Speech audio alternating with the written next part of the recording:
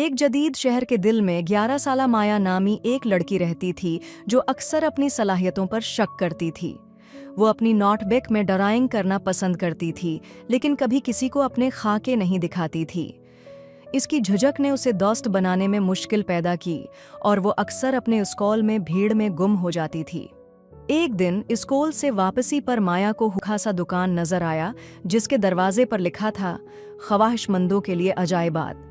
तजस्सुस के मारे माया अंदर चली गई। दुकान मुख्तलिफ किस्म की अनोखी अशिया से भरी हुई थी।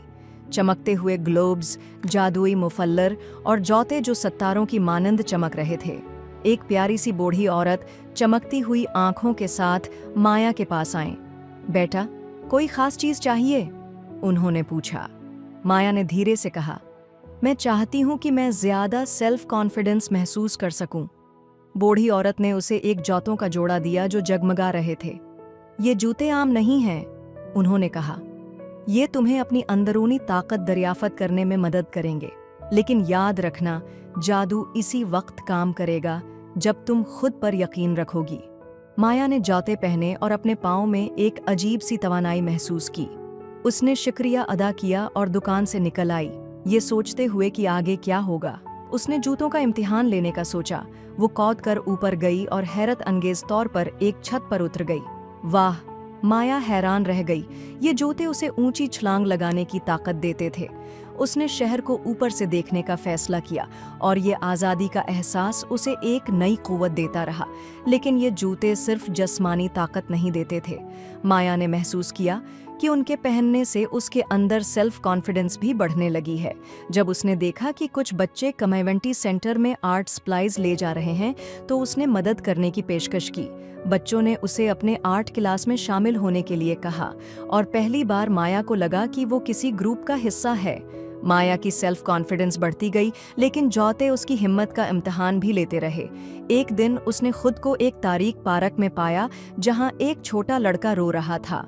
इसका पतंग एक दरख्त में फंस गया था। माया ने अपने जूतों की मदद से दरख्त पर चढ़कर पतंग निकाली। लड़के ने उसे गले लगा लिया और माया को महसूस हुआ कि दूसरों की मदद करने से वो मजबूत महसूस करती है। माया के स्कूल में आर्ट के मुकाबले का ऐलान हुआ। वो हचकचाई, लेकिन आखिरकार मुकाबले में हिस्सा लेने का फैसला किया।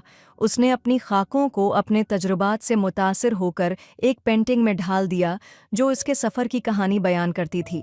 मुकाबले के दिन माया अपनी पेंटिंग के साथ खड़ी घबरा रही थी, लेकिन जब उसने अपनी तख्लीक को देखा तो उसे फ़ख्र का एहसास हुआ।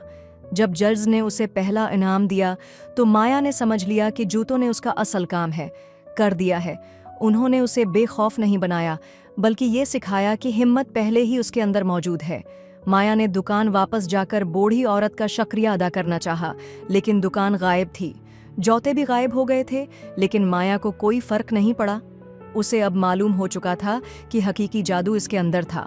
सेल्फ कॉन्फिडेंस का मतलब गैर मामूली ताकत हासिल करना नहीं है, बल्कि अपने ऊपर यकीन करना और अपने ख्वाबों को हासिल करने के लिए कदम उठाना है। और कभी कभार अपनी ताकत को दरियाफ्त करने का बेहतरीन तरीका दूसरों की मदद करना होता है।